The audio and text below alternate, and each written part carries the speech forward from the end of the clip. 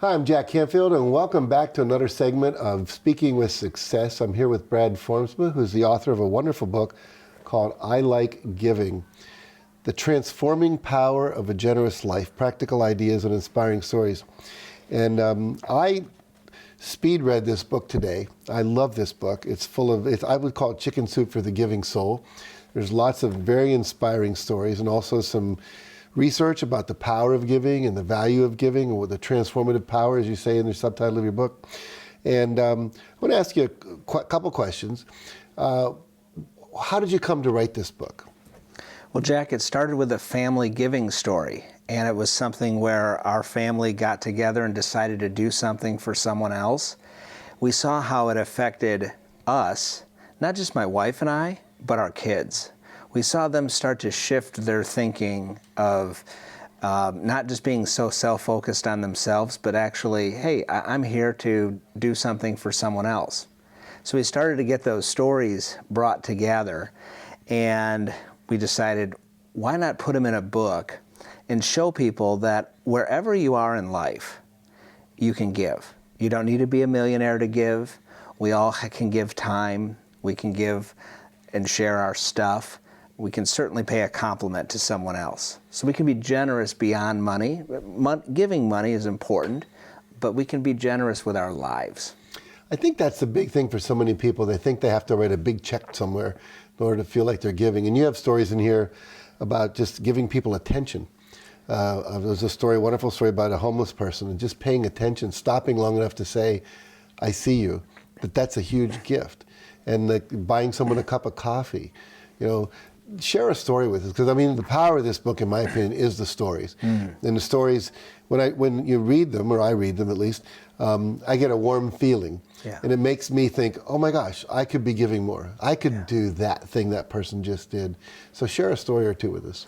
Well, Jack, just the other day I was in an airport, and I was in the men's restroom, and I noticed it was clean. And you travel enough to know that it's a bonus to find a clean airport bathroom. Right. Well, there's a gentleman in there. He was cleaning. He had his cart all organized, and you could just tell he cared about his work. And I just got this nudge. Give him $20, but more importantly, give him a compliment. And so when I walked out and he followed me out with his little cart, I just walked up to him and I said, sir, I just thank you for making that bathroom clean. And he kind of looked at me, and I gave him the $20 bill, and we shook hands, and he said, my name's Conrad. And I said, oh, my name's Brad. But as we had that handshake, I noticed the name patch on his shirt was blank. And I said, Conrad, I just want you to know something. If you worked for me, your name would be on your shirt because you matter. And the tears started to come, and you could just see that his exchange with me was way beyond the $20.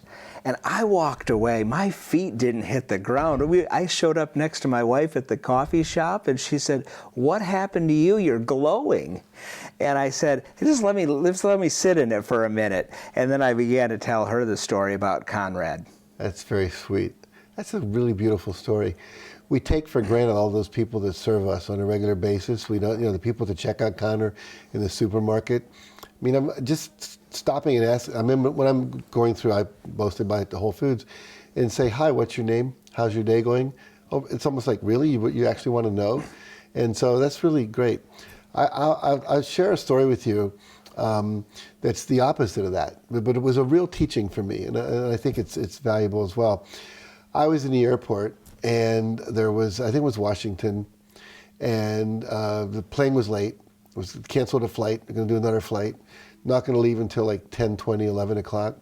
The snack area closed down at 9. It was about 8:20, 8:40 or something like that. And I thought, oh my God, I better run fast. I'm not going to get any food. And it was all focused on me. And I go and I get something and I come back, and I'm really proud that I was smart enough to do that. Then I see this other guy come back. He's got just hands full of chips and water and stuff. And he's handing them out to everybody. And I went, oh, you selfish son of a bitch, to myself. It really made me realize how sometimes when I get into fear, I forget how easy it is, and I can afford to buy everyone dinner there, so that was a teaching for me. And since then, I'm much more aware of other people and being much more generous. And each time I do it, like you say, you walk away from just a simple little thing. I remember I was in some place like a fast food restaurant, and I stopped to actually go in. I don't like to just drive through and sit in my car and eat if I'm driving 200 miles or something. And as I'm walking back out, there was a guy next to a pickup truck, and he said, "Could you afford to buy me dinner?" Which would be like $8 or something like that. And I said, "Tell me your story." And he said, "Well, I'm a painter. I haven't been able to get a job for months," and blah, blah. And it's a sweet story. And I gave him $100. And I said, "I'm going to buy you more than dinner."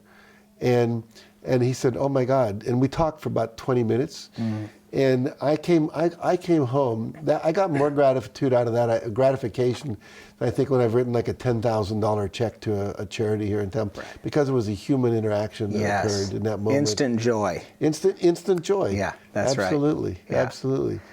See, I just keep thinking about our country and our world.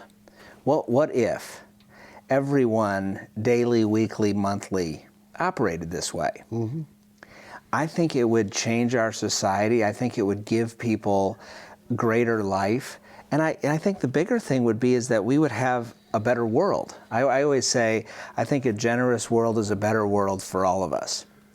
But I also think we get these promptings to do things for other people.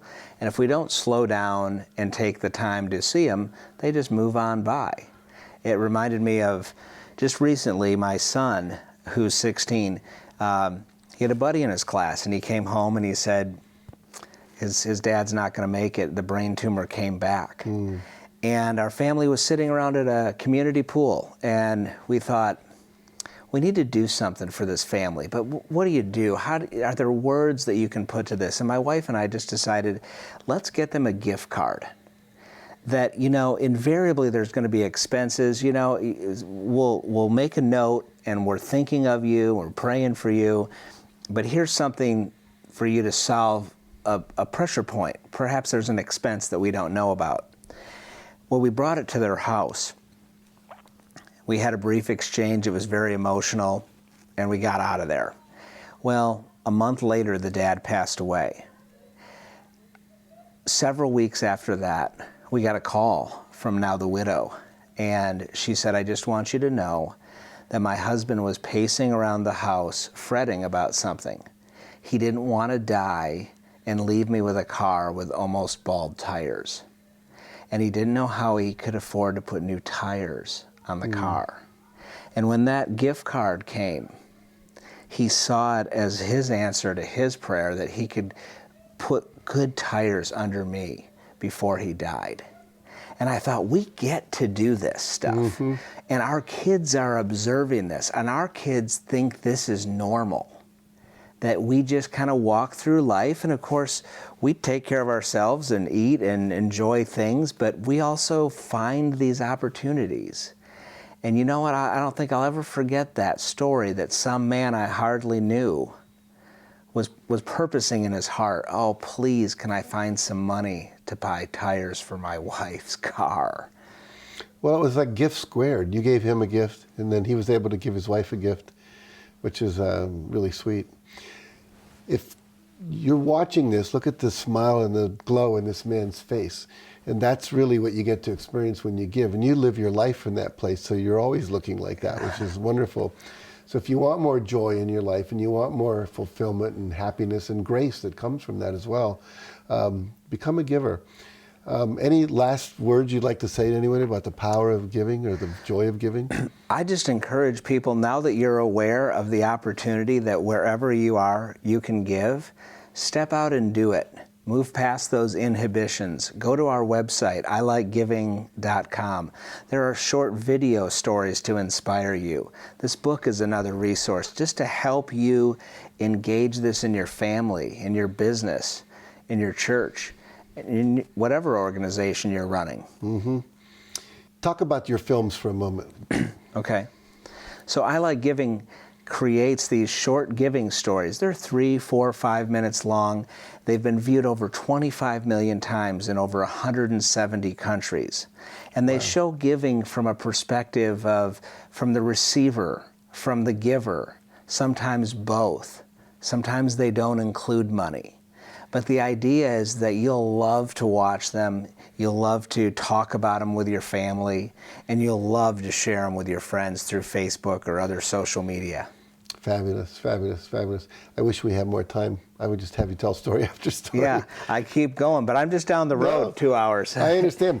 This book is a great book. If it were me, I would recommend you get this book, read one story a day in the morning to kind of set the tone so you can look for where can I be a giver today? Wouldn't that be a great question as opposed to where am I going to have a frustration today or what can I get today, but where can I give? I know one of my friends is Deepak Chopra, and his only prayer is how can I be of more service to more people today? And that has created an amazing amount of success in his life as well. So as I say, I like giving. Get this book. Go to your website, ilikegiving.com. Real simple to remember.